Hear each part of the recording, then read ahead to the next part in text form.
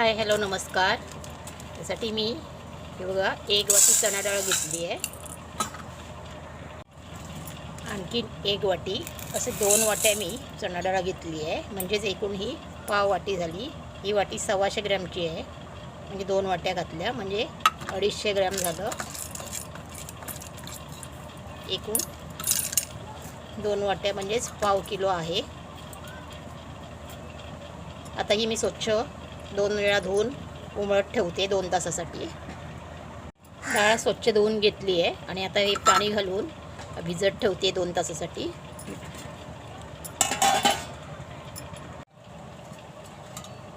2 तास झाले आहेत आणि आता ही बघा डाळ चांगली भिजली आहे 2 तासामध्ये, एकदम नरम. आता यातलं पाणी काढून घेते. तर त्याच डब्यामध्ये ही कुकरमध्ये हे करून घेते, उकडून घेते आणि त्यासाठी पाणी घालून घेते. हे बघा एवढं पाणी घालून मी उकडून घेते. हे टोपामध्ये पण शिजवू शकता, पण मी कुकरमध्ये 4 शिट्ट्यामध्ये शिजवून घेणार आहे. इकडे मी कुकर ठेवला आहे. कुकरमध्ये आता हा डबा ठेवून देते हा बघा, आणि 4 शिट्ट्या करते.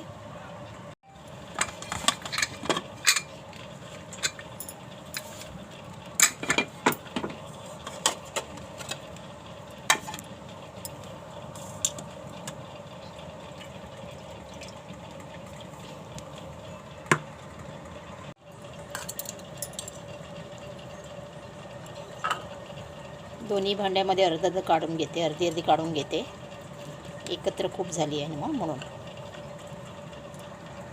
त्याच्यातलं पाणी मी सगळं गाळून घेतलं आहे, पूर्ण पाणी थोडंसं होतं ते, आणि 2 भांड्यामध्ये करून घेतलं आहे. डाळ चांगली शिजली आहे बघा, ही बघा एकदम मऊसूद अशी शिजवून घेतली आहे बघा. आता हा एक मॅशर घेऊन याने बारीक करून घेते. एकदम गरम असतानाच करायची म्हणजे पटकन होते.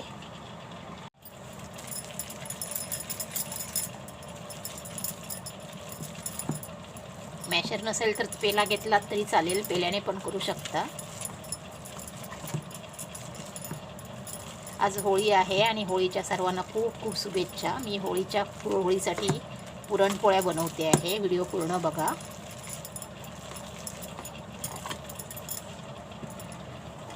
आता असंच हे पण करून घेते, बाकीचं उरलेलं आहे ते. हे बघा. आता पुढची कृती करूया. इथे मी बारीक चिरलेला गूळ घेतला आहे, पाव किलो गूळ आहे. डाळ पण पाव किलो आहे आणि गूळ पण पाव किलोच आहे बघा. कढई गरम झाली, आता तूप घालून घेते थोडंसं.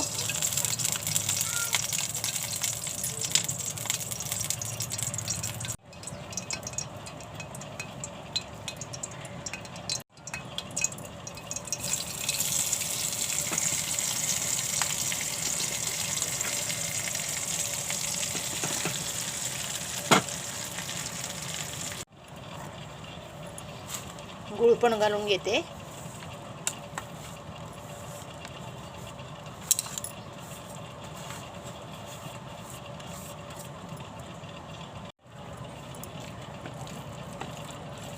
गूळ घातल्यावर याला पाणी सुटतं, नंतर ते पातळ होतं.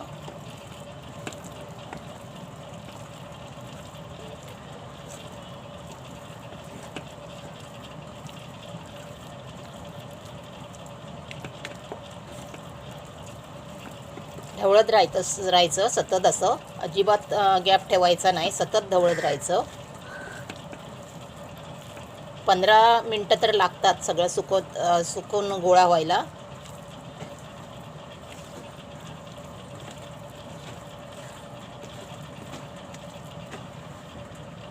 थोडंसं चवीनुसार मीठ घालून घेते. गुळामध्ये मीठ असतं ना, त्यामुळे मीठ कमी घालायचं.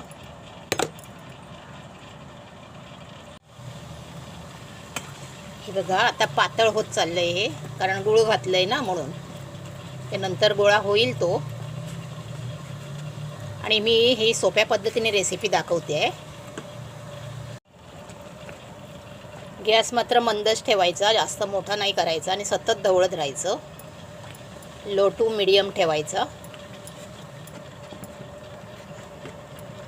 आणि हे असं पाणी सुटलं म्हणून टेन्शन नाही घ्यायचं, गूळ घातल्यावर त्याला पाणी सुटतंच. तर शेवटी ही जायफळ, वेलची आणि सुंठ याची पावडर आहे ती घालून घेते बघा.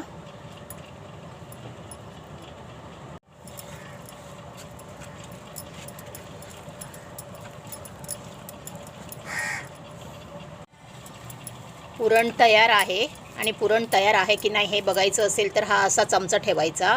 तो जर पडला तर तयार नाही असं समजायचं, आणि असा राहिला तर समजायचं पुरण तयार आहे. बघा हे अजिबात हलत नाही आहे, म्हणजे पुरण तयार आहे. आता मी गॅस बंद करते. आता ह्या मिक्सरमध्ये मी बारीक करून घेते. हे बघा मिक्सरचं भांडं घेतलं आहे आणि हे आता थंड झालं आहे बघा. आता व्यवस्थित असा गोळा होतो आहे. आता हे मिक्सरमध्ये लावून घेते. हे बघा थोडं थोडं लावून घ्यायचं. पाटा असेल तर पाट्यावर, पण मुंबईत पाटा मिळत नाही. आहे आमचा पण तो वापरत नसल्यामुळे नाही वापरत, किंवा पुरण यंत्रामधून सुद्धा वाटून घेऊ शकता. आता हे मी मिक्सरमध्ये लावून घेते.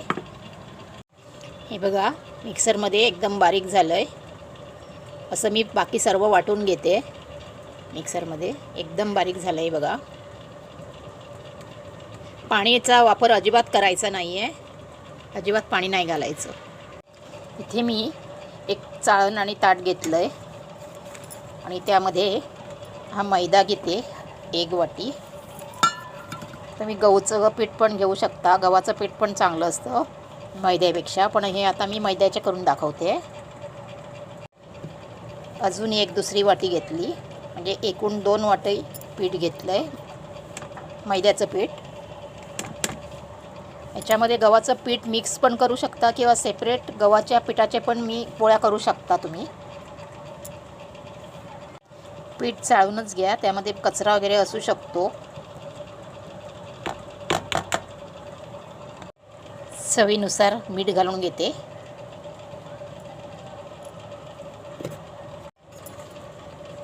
तेल घालते थोडंसं.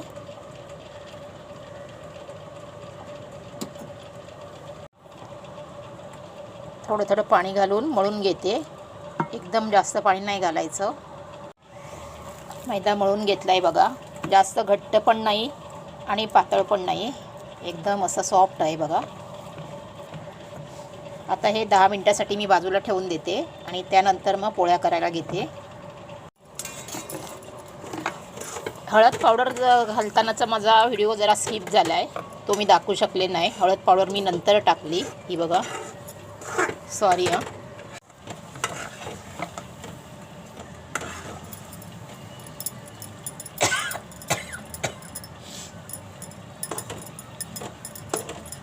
एवढी गोळी घेते बघा.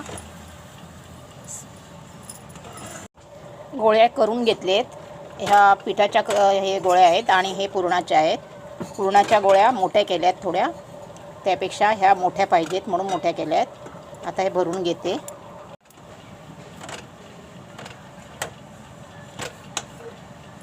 मी या पद्धतीने दाखवते. अजून एक पद्धत आहे ती नंतर दाखवते. हे बघा.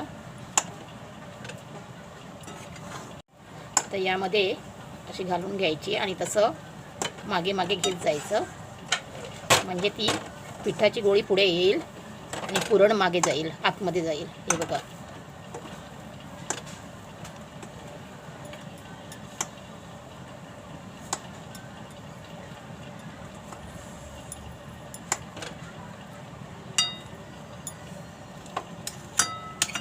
अशा पद्धतीने मी भरून घेतली आहे बघा. आणखीन एक दाखवते.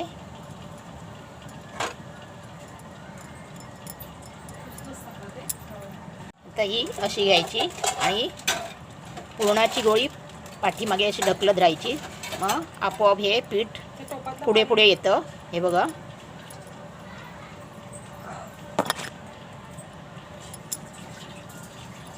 हे बघा. आता ही पॅक करून घ्यायची. हे पीठ वरचं काढून घ्यायचं, हलक्या हातावर लाटून घ्यायची.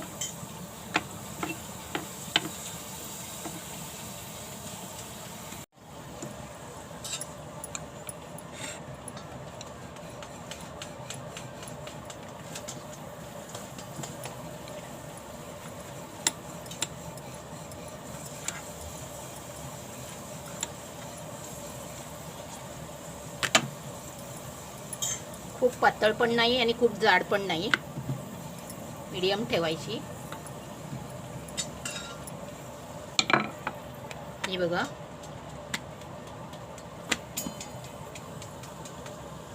तवा तापला आहे. आता मी ही घालून घेते तव्यात, पलटवून घेते.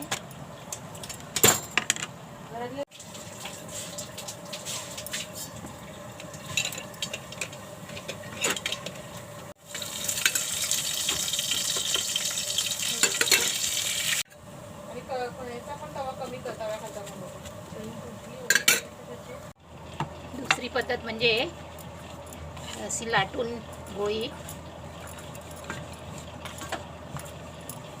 त्यामध्ये असं भरायचं आणि हे असं करून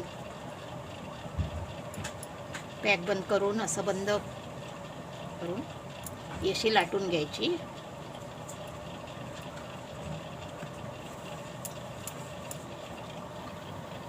ही दुसऱ्या पद्धतीने मी लाटलेली चपाती, पुरणपोळी.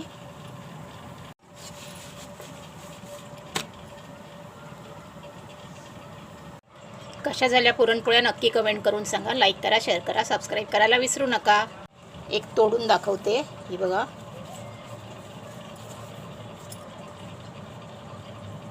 टम्म फुललेल्या पुरणपोळ्या कशा झाल्या नक्की कमेंट करून सांगा.